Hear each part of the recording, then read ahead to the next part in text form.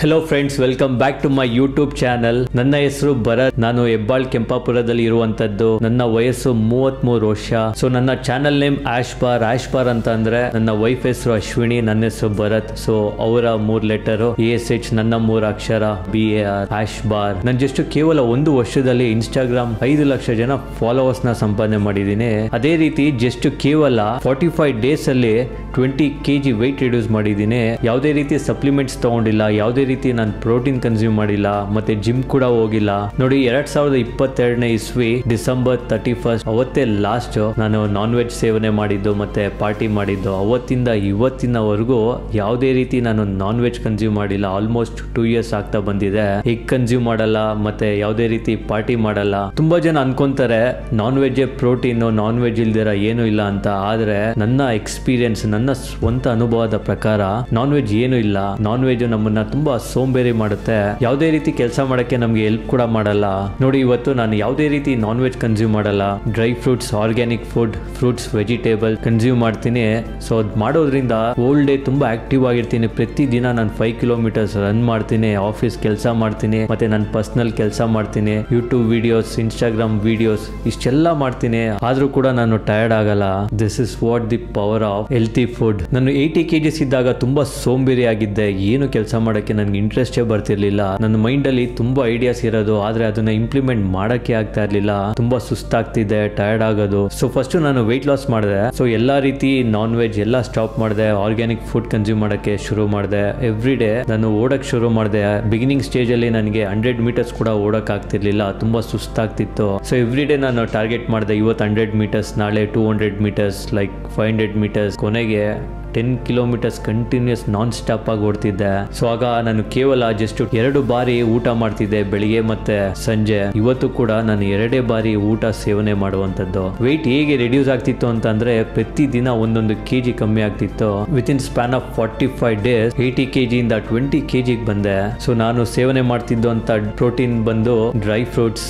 So ಅದರಲ್ಲಿ ಬಾದಾಮ್, ಪಿಸ್ತಾ, walnut, dates ಮತ್ತೆ ಅಂಜೂರ, ಇದಾರೆ ಡ್ರೈ ಫ್ರೂಟ್ಸ್. ನೈಟ್ ನಾನು ವಾಟರ್ ಅಲ್ಲಿ ಸೋಕ್ ಮಾಡ್ತಿದ್ದೆ. ಸೊ ಮಾರ್ನಿಂಗ್ ಅದ್ರ ಜೊತೆ ಓಟ್ಸ್ ಮಿಕ್ಸ್ ಮಾಡ್ಕೊಂಡು ಬನಾನಾ ಆಡ್ ಮಾಡಿ ಶೇಕ್ ಮಾಡ್ಕೊಂಡು ಕುಡಿತೀನಿ. ಇವತ್ತು ಕೂಡ ನನ್ನ ಬಾಡಿಗೆ ಪ್ರೋಟೀನ್ ಅದೇನೆ. ನೀವು ಟ್ರೈ ಮಾಡಿ, ನಿಮ್ಗೂ ಕೂಡ ಎನರ್ಜಿ ಸಿಗುತ್ತೆ.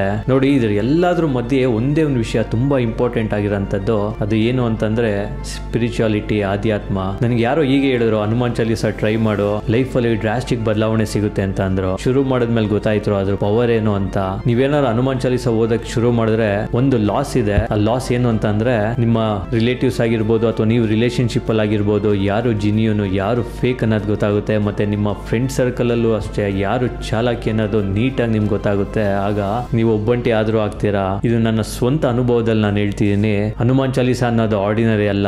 ಅದ್ರಲ್ಲೇ ಇದೆ ಅಷ್ಟ ಸಿದ್ಧಿ ನಾವು ನಿಧಿಕೆ ದಾತ ಅಂತ ಇದೆ. ಹನುಮಾನ್ ಚಾಲೀಸ ಓದಕ್ ಶುರು ಮಾಡಿದ್ರೆ ಅಥವಾ ನೀವು ಓದ್ತಿದ್ರೆ ನೀವೇ ಎಕ್ಸ್ಪೀರಿಯನ್ಸ್ ಮಾಡಿರ್ತೀರಾ. ತುಂಬಾ ಜನ ನನಗೆ ಇನ್ಸ್ಟಾಗ್ರಾಮ್ ಅಲ್ಲಿ ಮೆಸೇಜ್ ಮಾಡ್ತಾರೆ, ನೀವ್ ಹೇಳಿದ್ರಲ್ಲ ಹನುಮಾನ್ ಚಾಲೀಸ ಬಗ್ಗೆ ನಾನು ಫಾಲೋ ಮಾಡಿದ್ದೀನಿ, ನನಗೂ ಕೂಡ ರಿಸಲ್ಟ್ ಸಿಕ್ಕಿದೆ ಅಂತ ಹೇಳ್ತಾರೆ. ಅದ್ ನೋಡಿದಾಗೆಲ್ಲ ತುಂಬಾ ಖುಷಿ ಆಗುತ್ತೆ.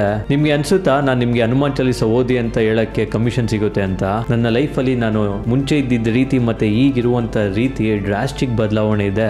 ಈಗಿನ ಕಾಲದಲ್ಲಿ ತುಂಬಾ ಜನ ಆಂಗ್ಸೈಟಿ, ಡಿಪ್ರೆಷನ್, ತುಂಬಾ ಪ್ರಾಬ್ಲಮ್ಸ್ ಅಲ್ಲಿ ಒಳಗಾಗಿದ್ದಾರೆ. ಆ ಪ್ರಾಬ್ಲಮ್ಸ್ ಇಂದ ಆಚೆ ಬರಕ್ಕೆ ತುಂಬಾ ಪ್ರಯತ್ನ ಪಡ್ತಾರೆ, ಆದ್ರೂ ಕೂಡ ಅವ್ರಿಗೆ ಬರಕ್ ಆಗ್ತಾ ಇಲ್ಲ.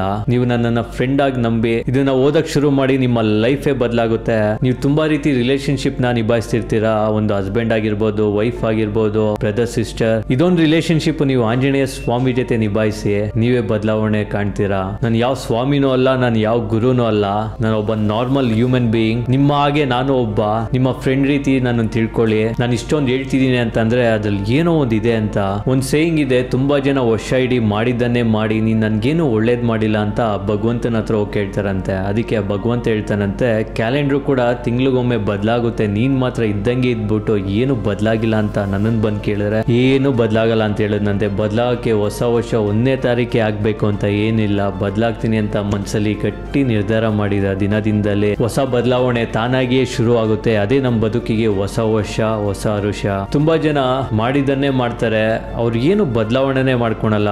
ನಾವು ಲೈಫ್ ಅಲ್ಲಿ ಮುಂದೆ ಬರ್ಬೇಕು, ಸಕ್ಸಸ್ ಆಗ್ಬೇಕು ಅಂತ ಅಂದ್ರೆ ಸಣ್ಣ ಪುಟ್ಟ ಸ್ಯಾಕ್ರಿಫೈಸ್ ಮಾಡ್ಲೇಬೇಕು. ಅನ್ಲೆಸ್ ಅಂಟಿಲ್ ನೀವು ಸ್ಯಾಕ್ರಿಫೈಸ್ ಮಾಡೋವರೆಗೂ ನೀವು ಏನು ಅಚೀವ್ ಮಾಡಕ್ಕಾಗಲ್ಲ. ಹೇಗಿದ್ದೀರೋ ಹಾಗೆ ಕೊನೆಯ ಕೊನೆಯವರೆಗೂ ಇರ್ತೀರಾ. ಸೊ ಹಾಗಾಗಿ ಸಣ್ಣ ಪುಟ್ಟ ಬದಲಾವಣೆ ಮಾಡ್ಕೊಳ್ಳಿ, ರಿಸಲ್ಟ್ ಸಿಕ್ಕೇ ಸಿಗುತ್ತೆ. ಇದಕ್ಕೆ ನಾನ್ ಗ್ಯಾರಂಟಿ ಕೊಡ್ತೀನಿ. ಇನ್ಸ್ಟಾಗ್ರಾಮ್ ಅಲ್ಲಿ ಯಾರೇ ನನ್ನ ವಿಡಿಯೋ ನೋಡಿದಿರೋ, ಯಾರೇ ನನ್ನ ಫಾಲೋ ಮಾಡ್ತಿರೋ ಪ್ರತಿಯೊಬ್ಬರಿಗೂ ಧನ್ಯವಾದಗಳು. ಇದೇ ರೀತಿ ಸಪೋರ್ಟ್ ಮಾಡ್ತೀರಿ. ಇಲ್ಲಿವರೆಗೂ ನನ್ನ ವಿಡಿಯೋ ನೋಡಿದ್ದಕ್ಕೆ thank you very much. Love you all.